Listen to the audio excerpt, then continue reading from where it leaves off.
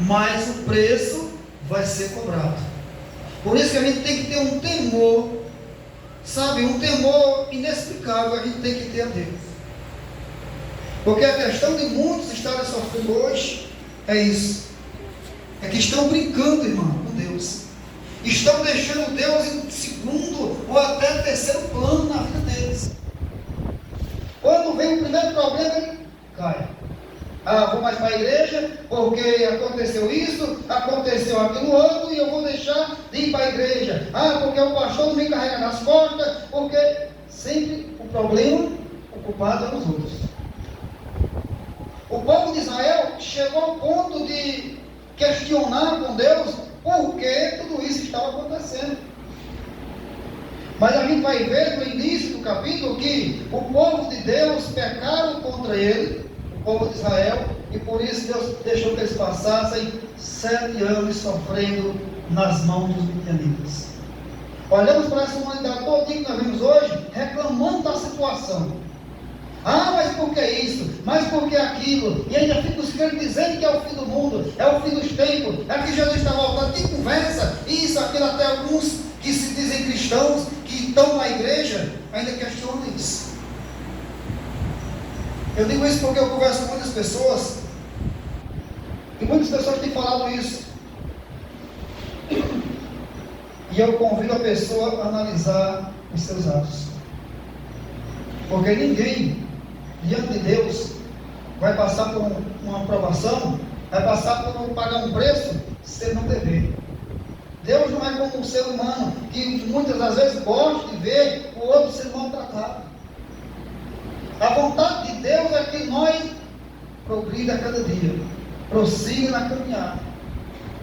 Aí Deus vem, depois daquele tempo todinho, sabe o que aconteceu? O povo de Israel lembrou de clamar a Deus, de pedir a misericórdia de Deus. Às vezes é necessário Deus imprensar a humanidade para eles lembrarem que existe Deus.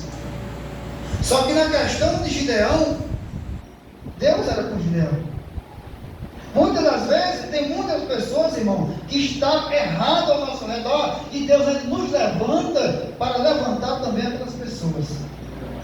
É necessário que a gente comece agora a dar atenção ao que Deus está nos falando. Porque, irmão, veja só, às vezes a gente olha para pessoas e diz assim, mas fulano nunca quer conserto, mas eu ainda olho por ele. Eu recebi umas mensagens esses dias de alguém dizendo assim, olha, ele fez assim, mas eu amo ele, eu não quero ver o mal dele. Eu disse, nem Deus. Só que tenha certeza, continue orando por essa pessoa. Agora, eu tenho certeza que Deus também vai cobrar pelos seus atos.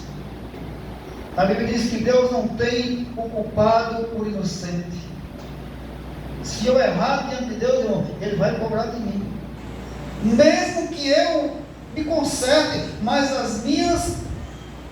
os meus erros, sabe, as minhas atitudes erradas, elas vão ter que ser cobradas. Senão Deus não é Deus. E o povo de Israel é um povo escolhido por Deus. A igreja de Deus, ela é escolhida por Ele. Mas quantas vezes nós não passamos por opressão? Às vezes não por nós em si, mas por quem está ao nosso redor. Quantas vezes você não vai encontrar um liderante de igreja, um dirigente de igreja, triste, cabisbaixo, preocupado com aquela ovelha rebelde, que deu um coice na outra, né? Ou até mesmo no pastor mesmo. Acontece isso nos dias de hoje. E aí, quando o anjo do Senhor chega até Gideão, ele diz assim, então o anjo do Senhor veio e assentou-se debaixo do carvalho que está em Ofra, que pertencia a Joás, a Biezita, e Gideão, seu filho, estava lá. Sabe por que Gideão estava ali? Como os irmãos conhecem a história?